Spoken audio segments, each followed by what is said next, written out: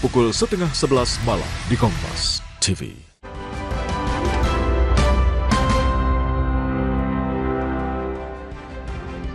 Presiden ke-7 Republik Indonesia Joko Widodo melaporkan tudingan ijazah palsu dengan delik pencemaran nama baik ke polisi. Usai deklarasi pengusutan ijazah Jokowi, Roy Suryo menanggapi laporan Jokowi ke polisi sebagai langkah pembuktian tudingan ijazah palsu. Presiden ke-7 RI Joko Widodo melaporkan 5 orang terkait tudingan ijazah palsu ke Polda Metro Jaya. Jokowi melaporkan dugaan pencemaran nama baik atas tudingan ijazah palsu. Jokowi melapor wilayah hukum Polda Metro Jaya karena 5 orang terlapor berdomisili di Jakarta. Dulu kan masih menjabat, saya pikir sudah selesai. Ternyata masih berlarut-larut sehingga ya dibawa ke ranah hukum akan lebih baik sehingga sekali lagi nanti menjadi jelas dan gamblang. Ya ditanya banyak, tanya berapa pertanyaan tadi? 35. Tim penasihat hukum Jokowi mengeklaim ada 24 objek yang disertakan sebagai bukti dalam laporan dugaan pencemaran nama baik atas tudingan ijazah palsu. Penasihat hukum juga menyebut Jokowi menunjukkan ijazah SD, SMA hingga ijazah UGM ke penyelidik Polda Metro Jaya. 24 objek yang kita Pak Jokowi sudah laporkan juga, yaitu juga diduga dilakukan oleh beberapa pihak. Ya mungkin inisialnya kalau boleh saya sampaikan ada RS, kemudian ES, ada juga T, inisial T, ada inisial K juga. Pak Jokowi juga tegas memberitahukan kepada kami bahwa jika nanti diperlukan lagi, siap untuk mempertanggungjawabkan dan siap untuk memberikan keterangan lebih lanjut lagi jika memang diperlukan untuk keperluan penyidikan. Pakar telematika Roy Suryo mengeklaim mendapat dukungan dari sejumlah aktivis dan warga atas pelaporan terkait tudingan ijazah palsu Jokowi. Roy Suryo menyebut selain melapor ke polisi, Jokowi juga seharusnya bisa memenuhi panggilan untuk laporan yang lain. Roy Suryo pun berharap dalam pengusutan kasus ini tidak ada kriminalisasi. Tanggapan saya bagus ya. Jadi dengan begini nanti seluruh rakyat Indonesia itu bisa menyaksikan bagaimana seorang pelapor itu harus membuktikan juga bahan-bahan yang dia miliki. Dalam hal ini adalah ijazahnya yang kita pertanyakan ataupun kita duga itu tidak benar alias palsu. Lanjutkan saja dan nanti kita uji dengan teknologi, kita uji dengan kebenaran dan mohon untuk tidak ada kriminalisasi. Proses mediasi kasus gugatan dugaan ijazah palsu Jokowi yang digelar di Pengadilan Negeri Surakarta belum mencapai kesepakatan. Jokowi melalui penasihat hukumnya menolak tuntutan penggugat yang meminta Jokowi mempublikasikan ijazahnya. Tim Liputan, Kompas TV. Bagaimana langkah hukum Jokowi dengan 5 terlapor mampu mengakhiri polemik tudingan ijazah palsu? Kami bahas bersama kuasa hukum Jokowi, Rifai Kusumanegara. Selamat malam Bang Rifai. Selamat malam, Mbak. Bergabung juga pakar telematika sekaligus pihak terlapor dalam kasus ini, Roy Suryo. Malam, Bang Roy. Malam Mbak, malam juga Pak Rifai, malam juga semua pemirsa Kompas TV. Jadi saya mau konfirmasi dulu ke Mas Roy terlebih dahulu. Jadi benar kalau Mas Roy Suryo ini menjadi pihak terlapor di antara 5 orang yang sudah dilaporkan oleh Pak Jokowi hari ini di Polda? Iya kan udah sering disebut, nggak apa-apa. 2 RS itu kan double RS ya, saya sama Dr. Rismon Sianipar, nggak apa-apa. Tapi yang menarik gini Mbak Putri, kan tadi kan kita dengar sendiri ya dari Pak Yaakob ya. Jadi kemarin kan ada nama Pak Rizal Fadilah, itu nggak ada, sudah. Jadi ada tambahan nama Pak ES, Egy Sujana, dan juga ada tambahan nama K itu Bu Kurnia. Nah ini, ya apa-apa, nanti masyarakat Indonesia biar menilai lah. Jadi seorang mantan presiden itu mempidanakan ya 2 ibu-ibu di sini, gitu kan, gitu. Mempidanakan loh dia, mempidanakan Ibu Kurnia dengan Dr. Mas Roy, kalau tadi Mas Roy pakai kata-katanya adalah nggak apa-apa biar masyarakat tahu bahwa seorang mantan presiden melaporkan kasus dugaan ijazah palsu ini. Kenapa sih? Apa yang dimaksud dalam hal ini? Iya bagus, artinya kan sebenarnya kan kasus ini sampel. Benar kata Pak Jokowi, kasus ini sebenarnya sederhana.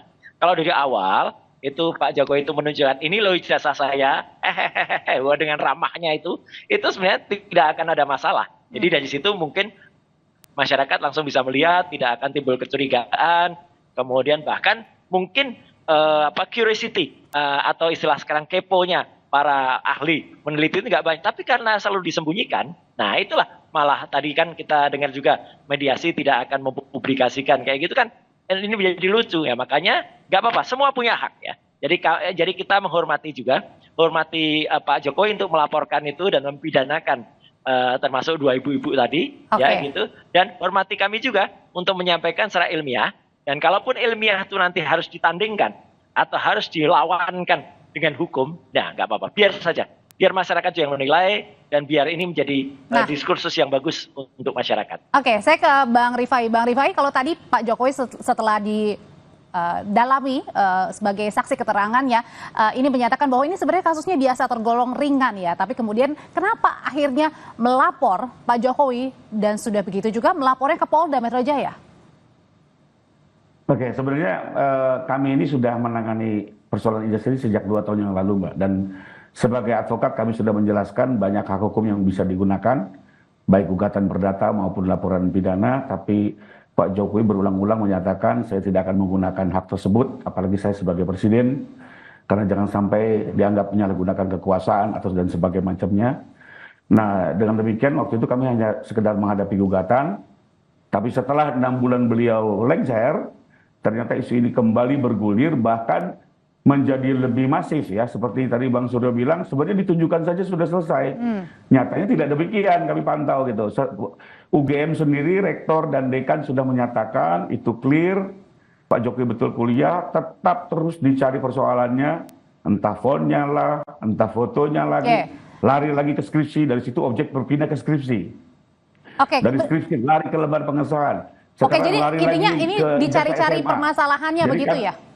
Jadi kami melihat ini bukan menguji kebenaran, tapi memang tujuannya adalah untuk menyudutkan, mencemarkan nama baik beliau. Betul ya. Begitu Mas Roy, kalau ini tujuannya adalah untuk mencemarkan nama baik, mencari-cari masalah. Gini. Kenapa ini berkembang ya? Karena dulu dalam setiap, tadi betul kalau sudah 2 tahun yang lalu Pak dan kawan-kawan itu sudah mendampingi. Tapi waktu itu kan tidak pernah ada dihadirkan yang namanya ijazah itu. Bahkan Dekan Fakultas Kehutanan UGM, Pak Sigit Sunarta, itu pun hanya menunjukkan fotokopi saja, hitam putih. Dan baru ketika kemudian ada yang namanya seorang kader partai, yaitu berani memposting itu di X dan dia menuliskannya asli, gitu kan. Nah, dan itu berwarna. Itu kemudian menarik untuk diuji gitu loh. Apalagi kan kalau kader partai itu kita tahu ketua partainya adalah anaknya Pak Jokowi. Yang kedua, itulah kemudian kami mengajukan surat kepada UGM, TPUA untuk datang resmi. Jadi kami datang resmi ke UGM itu. Dan itu yang memang harap diketahui bahwa dengan kedatangan kami pada tanggal 15 April kemarin, itu justru membongkar kotak Pandora. Karena skripsi yang disebut skripsi itu ternyata adalah banyak sekali. Yang tadi disebutkan betul. Ada fontnya, ada kemudian ada lembar pengesahan yang tidak ada, bahkan ada nama-nama seharusnya tertulis tapi tidak. Dan itulah kemudian kita uji. Jadi sekali lagi, yang kami uji skripsi itu adalah primary evidence. Primary evidence itu artinya skripsi aslinya. Yang disebut skripsi aslinya Jokowi. Itu kayak gitu, dan kalau udah kayak gitu Mbak, kami sangat menyayangkan kalau UGM harus memutuskan, dan dari situ UGM goyah. UGM mulai keterangan yang kemudian tidak benar, menjelaskan itu. Jadi ya kita harus kemudian men-challenge UGM gitu loh. Izinkanlah saya selaku lulusan UGM asli dan juga Dr. Rismon dan juga Dr. Tipa itu kemudian dengan kecintaan kami terhadap UGM ini harus dibuka seluas-luasnya. Ini harus dibuka sebenarnya Bang Rifai, ini tujuan dari teman-teman menginginkan hal ini. Ya, kami setuju sekali dengan kami menggunakan hak hukum tadi pagi, itu sudah jelas kami akan membuka semuanya. Dan satu fakta yang diyakini bahwa pertama Pak Jokowi meyakini betul bahwa ijazahnya asli, kedua telah menyelesaikan perkuliahan sesuai prosedur sehingga layak mendapat titel kesarjanaan, termasuk skripsi yang dibuatnya pun dibuat secara benar ya. Dan ini semua akan kami buktikan tentunya. Karena bagaimanapun siapa yang melapor harus membuktikan.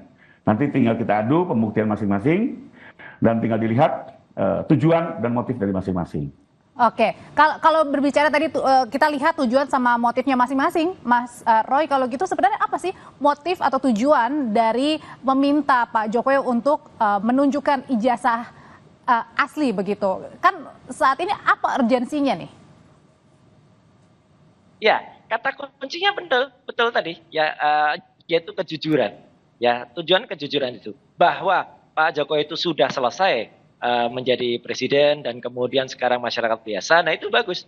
Saya jujur juga apresiasi ya, gitu. Tadi datang langsung ya, gitu. Jadi ini kan juga sudah ditunjukkan dulu presiden terdahulu, jadi Pak SBY itu juga lapor sendiri. Nah, itu bagus ya. Karena pasal yang 310, 311 yang konon tadi akan digunakan ya, itu adalah harus orangnya datang langsung, tidak bisa diwakili oleh apalah, ada alap-alap lah, ada relawan apa gitu ya. Atau kalau misalnya mau pakai 160 itu pasal menghasut ya, itu pun juga lucu gitu, karena yang kita challenge ini adalah sudah tidak lagi sebagai kepala negara atau sudah tidak lagi penguasa. Tapi nggak apa-apa, semuanya biarkan berlanjut dan kita akan lihat bagaimana pembuktian itu. Dan kalau tadi Mbak, kalau saya bilang supaya tidak ada kriminalisasi, ya biar masyarakat juga yang menilai gitu ya. Tadi juga acara di Gedung Juang 45 siang tadi, ini jujur adalah acara dari masyarakat yang kemudian mereka memberikan memberikan dukungannya ya gitu kepada kami berempat, itu masih ada Pak Riza Fadila untuk dia nanti mengungkapi. Jadi semuanya akan berjalan, insya Allah. Memang betul setuju kalau memang pengadilan itu akan menjadi jalan tengah, tapi sekali lagi yang namanya ilmiah dan keterbukaan informasi publik sesuai dengan sebelum kita lanjutkan lagi nih perbincangannya, kita simak bersama dulu pernyataan dari Polda Metro Jaya. Beliau sudah diterima, kemudian beliau tadi diambil keterangannya di Subdit Kamnet ya, Ditreskrim Polda Metro Jaya. Jadi setiap laporan dari masyarakat yang masuk kemudian dilakukan tahap pendalaman dalam rangka penyelidikan. Ya, penyelidikan adalah serangkaian upaya yang dilakukan oleh penyelidik untuk mendalami apakah peristiwa yang dilaporkan itu ada dugaan tindak pidana atau tidak. Nah, inilah tahap yang sedang kami lakukan. Dalam hal ini Subdit Kamnet Ditreskrim Polda Metro Jaya. Bang Rafai, sebenarnya apa saja sih yang ditanyakan penyidik ke Pak Jokowi? Apakah juga termasuk Pak Jokowi ini tadi membawa ijazah asli untuk ditunjukkan? Tadi Pak Jokowi sudah menjawab 35 pertanyaan penyidik dengan memberikan juga bukti-bukti yang relevan ya. Kami mengajukan 24 objek. Itu ada video, ada capture, ada foto, semua produk dari sosial media. Dan juga tadi beliau membawa ternyata tidak hanya ijazah S1 dari Fakultas Kehutanan UGM, tapi juga beliau sekaligus membawa ijazah asli di SD hingga SMA. Tadi diperiksa langsung, disaksikan bersama, kami juga menyaksikan. Mas Roy, sebenarnya apa sih yang membuat Mas Roy dan kawan-kawan ini tidak yakin dengan keaslian ijazah Pak Jokowi? Kan Pak Jokowi juga sudah melewati banyak hal ya, mulai dari wali kota, kemudian juga gubernur, presiden 2 kali Republik Indonesia. Ya, ini tidak hanya berlaku untuk Pak Jokowi ya, gitu, tapi juga pada pemimpin Republik ini nantinya juga, gitu loh. Jadi artinya jangan sampai presiden ini terulang lagi kalau ada semacam ini. Kenapa tidak yakin? Karena jawaban dari UGM itulah justru yang membuat kami itu semakin ragu gitu dengan adanya peristiwa tanggal 15 April yang lalu, dan di situ katanya UGM itu menunjukkan semua buktinya, katanya ada 34 bukti, tidak ada satu bukti pun yang digelar awalnya. Ya, baru ketika kami kemudian berdebat cukup panjang 1 jam, dan tadinya mereka bertahan dengan undang-undang keterbukaan informasi publik, saya ingatkan itu tidak termasuk pasal yang dikecualikan, baru mereka keluarkan. Dan ketika dikeluarkan itulah kemudian muncul banyak sekali kesalahan-kesalahan atau banyak sekali ketidakproperan dari apa yang disebut sebagai skripsi. Kalau skripsinya saja tidak ditandatangani dosen penguji, kalau namanya dosen pembimbingnya saja salah, kemudian titelnya juga salah, ya, kemudian di situ timbul keraguan terhadap cetakan dari skripsi itu yang itu jauh melampaui waktunya, ya pantaskah kami kemudian curiga kepada UGM gitu loh. Jadi bahkan kami sudah sampai ke kesimpulan kalau skripsinya itu jelas-jelas abal-abal, jelas-jelas tidak benar. Dengan skripsi yang tidak benar, dengan skripsi yang abal-abal, itulah makanya timbul, loh kok bisa timbul ijazah? Ijazahnya dari mana? Kalau ibaratnya orang kalau kemudian melalui kenapa kalau gitu harus Pak Jokowi yang menunjukkan, kenapa tidak menyasar ke UGM aja, Mas Roy? Loh, karena Pak Jokowi juga selalu mengatakan ijazahnya ada, gitu ya. Hanya kemudian kan tidak ditunjukkan. Sebenarnya persoalan ini benar kata Pak Jokowi tadi, ini sampel selesai. Kalau kemudian beliau tunjukkan waktu itu ya, waktu di awal itu, sehingga mungkin ibaratnya ada insting dari para peneliti ini, kemudian akademisi yang kemudian kami ini cinta pada kampus, kemudian tidak perlu terjadi gitu loh. Karena apa? Karena sudah clear dari awal. Tapi karena tidak ditunjukkan, bahkan berkali-kali sidang juga tidak disampaikan, itu yang membuat kemudian muncul gitu, Mbak. Oke, jadi kayaknya ada rasa greget nih Bang Rifai, buat teman-teman juga. Ini kenapa kalau mudah, kalau simpel, kenapa tidak langsung ditunjukkan aja ke publik, kan sudah selesai, tidak perlu melalui proses panjang seperti ini. Dari awal kami sudah memprediksi bahwa tidak sesimpel itu, dan ternyata betul adanya. Ya, jadi sebenarnya gampang aja, Mbak.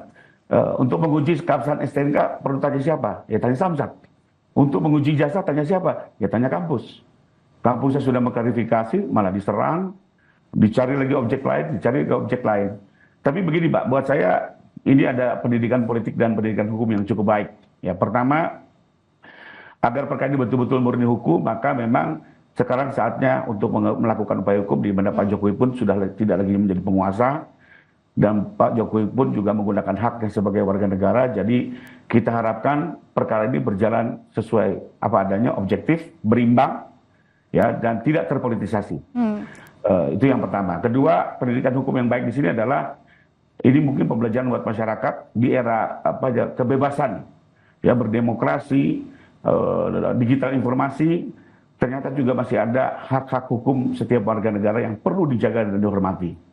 Ya, kalau tadi misalnya disinggung oleh Bang Roy bahwa ini melakukan penelitian ilmiah, pertanyaannya apakah berkompeten, apakah memiliki kewenangan, apakah prosedurnya benar, dan yang terakhir apakah benar dipublikasi kepada publik secara berulang-ulang, sehingga kita memang melihat ini tidak lagi sesimpel apa yang disampaikan oleh Bang Suryo, dan kami juga tidak mau berandai-andai. Kita gunakan hak hukum, biarkan berjalan, dan perlu dicatat, Mbak, kami juga tetap menghormati asas praduga tidak bersalah, di mana dalam laporan pun kami tetap menyatakan terlapor dalam penyelidikan, tanpa perlu menyebut nama-nama, karena ini juga bagian dari kami mengedukasi masyarakat agar tidak mempolitisasi sebuah proses hukum, biarkan bekerja secara independen. Oke, Mas Roy. Termasuk nanti siapapun terlapornya, saya tidak bilang Bang sudah terlapor ya. Saya tidak bilang, karena sampai saat ini masih bersifat lidik ya. Tapi siapapun juga nanti silakan menggunakan hak hukumnya, ya, membuktikan, dan ini semua akan berjalan secara objektif dan transparan, saya pikir. Kalau gitu Mas Roy juga sudah siap nanti pembuktiannya, karena kan ada juga kekhawatiran dari Mas Roy sendiri, tadi bilang jangan ada kriminalisasi kasus ini. Iya, kalau siap dari awal kita siap. Ya, selaku peneliti, selaku berbasis ilmiah, dari awal kita melakukan statement kalau itu fake atau itu misalnya real, itu sudah jelas gitu. Jadi kita dari awal sangat siap, bahkan diuji, ditampilkan, kemudian misalnya sesama peneliti pun oke. Kalau ini mau ditarik ke hukum, ya nggak apa-apa. Masyarakat juga ya biarkan yang menilai saja, karena yang kita tampilkan itu kan sebenarnya dasar-dasar dari ilmu pengetahuan. Kalau itu fake itu adalah istilah ilmu pengetahuan, jadi palsu atau tidak. Kalau memang benar ya kita katakan benar, dan uji yang kita lakukan misalnya dengan ELA, error level analysis, ya, dengan face comparison, dengan recognizer, itu semuanya adalah ilmiah gitu. Perkara soal apakah itu ditanyakan tadi dikomentari sesuai dengan kapasitas tidak, nggak apa-apa. Nanti kita lihat saja. Tapi juga artinya nanti, Mbak, perlu diingat juga bahwa sangat mungkin ya kalau nanti ini berlanjut, Pak Jokowi memang insya Allah harus datang lagi gitu. Karena kan pemeriksaan tadi baru pemeriksaan awal, gitu loh, baru di SPKT, baru di BAP di awal, kan belum diperiksa. Jadi tidak ada tadi misalnya, kalau tadi harus ada misalnya ahli forensik dari kepolisian gitu, misalnya tadi juga sudah hadir ikut memeriksa, dan prosesnya nggak bisa diterima dengan waktu sekitar jam 10 sampai dengan jam 12 gitu. Jadi itu pemeriksaannya panjang. Saya dokter respon melakukan uji itu panjang. Jadi itu nggak bisa sesimpel itu. Kalau itu sampel itu ya mohon maaf, ya berarti pemeriksaannya abal-abal juga gitu loh, ahli yang nanti. Tapi nggak apa-apa lah. Oke, kita tunggu saja, dan moga-moga ini terbuka.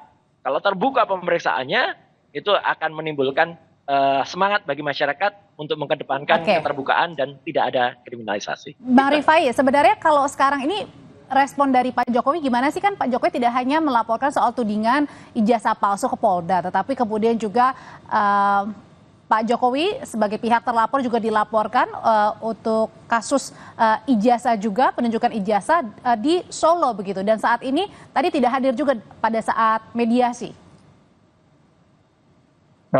Gini Mbak, jadi kalau yang di Solo itu sebenarnya upaya gugatan perdata dengan objek yang berbeda, itu ijazah SMA. Nah kebetulan itu ditangani oleh tim lawyer lain, sehingga saya tidak bisa mengomentari, saya harus menghormati sesama rekan yang menangani. Nah namun demikian, yang di Polda ini kan yang kita laporkan adalah terkait dengan tudingan yang disebarluaskan di media, sosial media ya. Jadi fokusnya lebih ke situ dan memang spesifik kepada ijazah I1 dan berbagai tadi skripsi dan lembar pengesahan dan yang lain-lain terkait dengan itu. Kalau tadi ada mungkin anggapan bahwa apakah tidak merespon terlalu berlebihan seorang Pak Jokowi ini kemudian sampai melapor ke Polda Metro Jaya? Kalau dari Pak Jokowi sendiri tanggapannya gimana, Bang Rifai?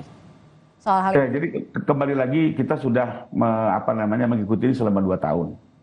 Di sisi lain sebenarnya Pak Jokowi berharap dengan beliau juga sudah pensiun itu bisa berkumpul dengan keluarga ya, dengan kegiatan-kegiatan sosial dan yang lain-lain, tapi ternyata diseret lagi dengan isu-isu yang kita pikir ini sudah lebih ya, sudah agak keluar batas. Nah sebelum itu pun juga kami kan sebenarnya sudah diminta oleh Pak Jokowi menyampaikan kepada publik untuk menghentikan. Kami melakukan 2 kali konferensi pers ya kalau tidak salah, untuk mengingatkan sudah cukup, sudah selesai sampai di sini. Bahkan Pak Jokowi pun sempat diwawancara kan, saya ada batasnya dari kurang begitu. Nah, tapi ternyata ini terus bergulir, ya mau tidak mau yang kita lakukan adalah menggunakan hak hukum. Karena di sisi lain juga yang perlu diketahui Mbak, ini juga para pendukung Pak Jokowi pun juga sudah mulai sedikit bergerak ya. Kalau ini tidak segera diselesaikan dengan hukum, nanti malah kita mengkhawatirkan terjadi hal yang tidak kita inginkan. Ini iklim demokrasi perlu kita jaga, kita kedepankan sebagai negara hukum. Nah, biarkan nanti terfokus kepada proses hukum itu sendiri. Kalau di Mas Roy sendiri kan tadi Pak Abraham Samad juga mengatakan ya laporan Pak Jokowi ini terhadap Anda dan teman-teman ini merupakan bentuk pembungkaman. Apakah Anda juga merasakan hal seperti itu? Mas Roy? Iya, gini. Jadi artinya semua biarkan berjalan, ya semua biarkan berjalan sesuai dengan sesuai dengan realnya sendiri-sendiri. Kami juga nanti akan sampaikan yang kami lakukan itu adalah penelitian secara ilmiah. Dan itu berbasis ilmu pengetahuan. Dengan dasar-dasar yang bisa diuji. Kalau memang mau uji ya komparasinya adalah dengan ilmu pengetahuan juga, dengan ilmiah juga.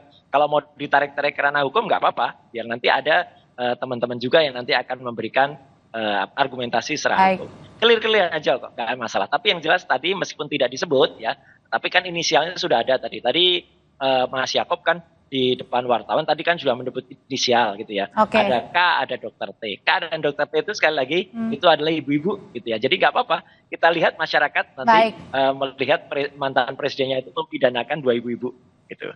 Mas Roy Suryo terima kasih. Bang Rifai Kusumanegara terima kasih juga untuk pandangannya terkait dengan dugaan penunjukan ijazah di depan polisi yang dilaporkan oleh Jokowi hari ini. Terima kasih. Terima kasih. Setelah ini, saudara, kami akan hadirkan informasi apa yang harus difokuskan pada pemusatan latihan timnas jelang laga kontra Tiongkok dan Jepang. Kami bahas bersama rekan saya, Raditya Putra untuk Anda.